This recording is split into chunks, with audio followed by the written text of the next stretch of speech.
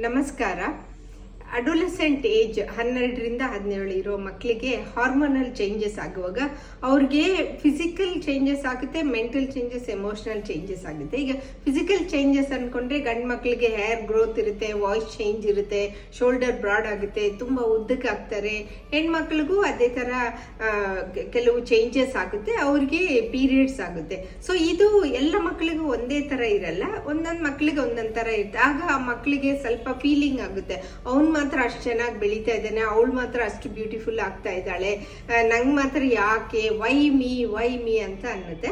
ಆಗ ದೊಡ್ಡವರಾದ ನಾವು ಡಾಕ್ಟರ್ಸ್ ಆಗಲಿ, ಪೇರೆಂಟ್ಸ್ ಆಗಲಿ, ಟೀಚರ್ಸ್ ಆಗಲಿ ಅವರಿಗೆ ಮೆತ್ತಗೆ ಹೇಳ್ಕೊಟ್ಟು ಅವರ ಮನಸ್ಸು ಪಾಸಿಟಿವ್ ಆಗಿ ಬರೋ ಥರ ಮಾಡೋದು ನಮ್ಮ ಕರ್ತವ್ಯ. ಇದು ನಿಮಗೆ ಇಷ್ಟ ಆದರೆ ಖಂಡಿತ ಇದನ್ನು ಶೇರ್ ಮಾಡಿ, ಲೈಕ್ ಮಾಡಿ, ಸಬ್ಸ್ಕ್ರೈಬ್ ಮಾಡಿ. Thank you.